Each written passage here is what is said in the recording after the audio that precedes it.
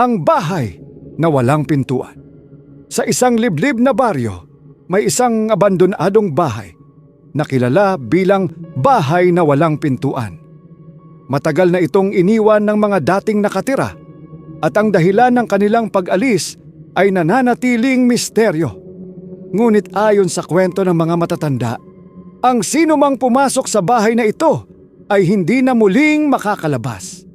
Si Mang Isko, isang masipag na karpintero, ay nakarinig ng balita na ibinebenta ang lumang bahay sa murang halaga.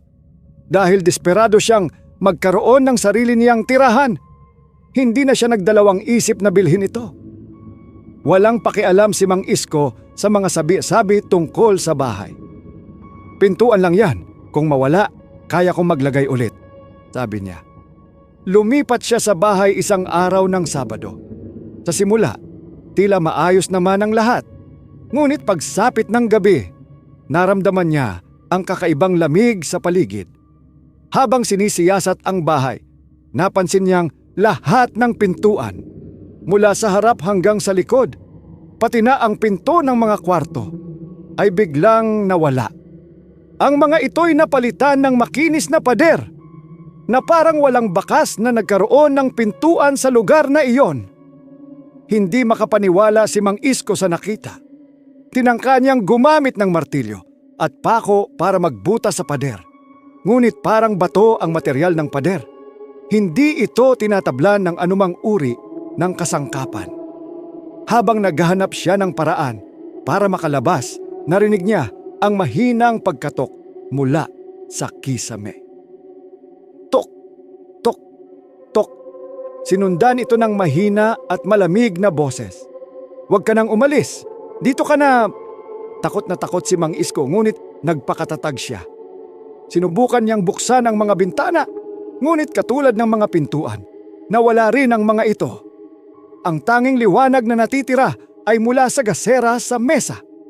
Sa gilid ng kanyang mata, nakita niyang gumagalaw ang mga anino sa sahig, kahit wala namang tao sa paligid. Ang mga multong naninirahan. Habang tumatagal ang gabi, nagsimula siyang makarinig ng mga yabag na palapit ng palapit sa kanya. Lumingon siya at nakita ang mga hugis ng mga tao, mga anino na walang mukha, ngunit may mga kamay na umaabot sa kanya. Kasama ka na namin, hindi ka na makakaalis. Nagmakaawa si Mang Isko, sabi niya. Anong kailangan nyo? Wala akong ginawang masama. Ang isa sa mga anino ay lumapit sa kanya at bumulong. Ang sinumang pumasok dito ay hindi na makakaalis. Ikaw ang sunod na tagapag-alaga ng sumpang ito. Ang pagtakas sa sobrang takot, sinubukan ni Mang Isko na sindihan ang bawat gasera at kandila sa bahay. Umaasang mapapaalis ang mga anino. Bigla niyang naalala ang kwento ng mga matatanda na ang bahay ay nasumpa ng isang babae na iniwang mag-isa ng kanyang pamilya. Ang kanyang galit ay nanatili sa bahay, kumakain ng sinumang magtangkang tumira dito. Sa huling pagkakataon, sumigaw si Mang Isko at nagdasal ng buong puso. Biglang may liwanag na dumaan mula sa kisame at nakakita siya ng isang pintuan na dahan-dahang bumubukas. Agad siyang tumakbo papunta rito. Ngunit habang palapit siya, naramdaman niyang hinihila siya ng mga anino. Sa huling sandali, nakalabas siya ng bahay.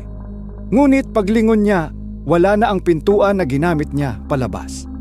Simula noon, hindi na muling bumalik si Mang Isko sa bahay na iyon. Nagkwento siya sa baryo tungkol sa kanyang karanasan. Ngunit karamihan ay hindi naniwala. Ang bahay na walang pintuan ay nananatili sa baryo, naghihintay ng panibagong biktima. Ang babala ni Mang Isko, kapag nakakita kayo ng bahay na walang tao, ngunit mukhang inabandona, huwag kayong papasok. Baka hindi na kayo makalabas kailanman.